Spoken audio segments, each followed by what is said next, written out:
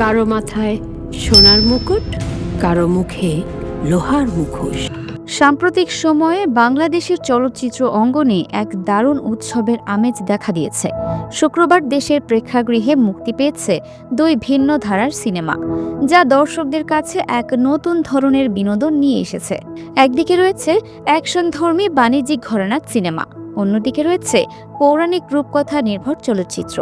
এই ভিন্ন ধারার সিনেমাগুলো মুক্তির মাধ্যমে দেশের চলচ্চিত্র শিল্পে এক নতুন দিগন্ত উন্মোচিত হয়েছে। দীর্ঘ বিরতির পর চিত্রনায়িকা পপি এই মুক্তির মাধ্যমে বড় পর্দায় ফিরে এসেছেন।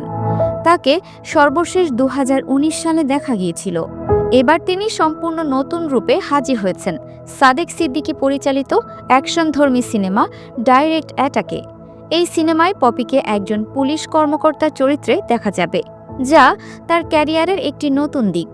মাদক ও দুর্নীতিকে উপজীব্য করে নির্মিত বাণিজ্যিক ঘরানার সিনেমায় পপির সঙ্গে রয়েছেন আমিন খান, ইমন, শিরিন শিলা সহ এক ঝাঁক তারকা।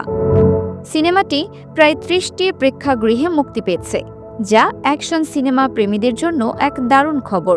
এই সিনেমার মাধ্যমে পপি তার অভিনয়ের সেই পুরনো দাপট নিয়ে ফিরে এসেছেন বলে মনে করছেন তার ভক্তরা। অন্যদিকে 7 বছরের অপেক্ষার পর মুক্তি পেয়েছে রূপকথা নির্ভর সিনেমা 7 ভাই চম্পা আদি পার্ট 1 and 2। রিপন নাগ পরিচালিত এই সিনেমাটি পৌরাণিক সেটে চিত্রায়িত হয়েছে এবং এটি কোটি টাকার বাজেটে নির্মিত হয়েছে। সিনেমাটিতে প্রায় 2 শতাধিক শিল্পী অংশগ্রহণ করেছেন এবং 52টি লোকেশনে এর চিত্রায়ন করা হয়েছে। এই সিনেমাটি হারানো এক গল্পরাজ্যকে জীবন্ত রূপে পর্দায় খুঁজে নেওয়ার এক অসাধারণ প্রয়াস। মুনমুন আহমেদ, আহমেদ শরীফ ও নসবাস সহ এক ঝাঁক তারকা এই সিনেমাটিতে অভিনয় করেছেন। দর্শকদের মতে এই সিনেমাটি রূপকথা ভালোবাসেন এমন দর্শকদের জন্য এক দারুণ অভিজ্ঞতা নিয়ে আসবে। এটি প্রমাণ করে যে বাংলা চলচ্চিত্র অ্যাকশন, রোমান্স এবং রূপকথা সব ধারার চলচ্চিত্র নির্মাণে সক্ষম।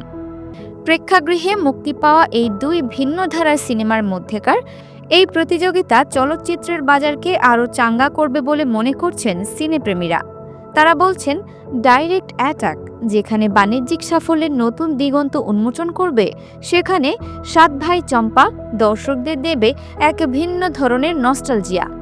এই ধরনের ভিন্ন ধারার সিনেমা মুক্তি প্রমাণ করে যে দেশের চলচ্চিত্র শিল্প এখন দর্শকদের সব ধরনের চাহিদা পূরণে প্রস্তুত। সিনেমা প্রেমীরা মনে করেন এই ধরনের উদ্যোগ ঢালিউডের নতুন দিগন্ত উন্মোচন করবে।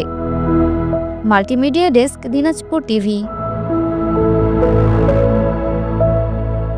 দিনাজপুর টিভি মানুষের জীবনের কথা বলে।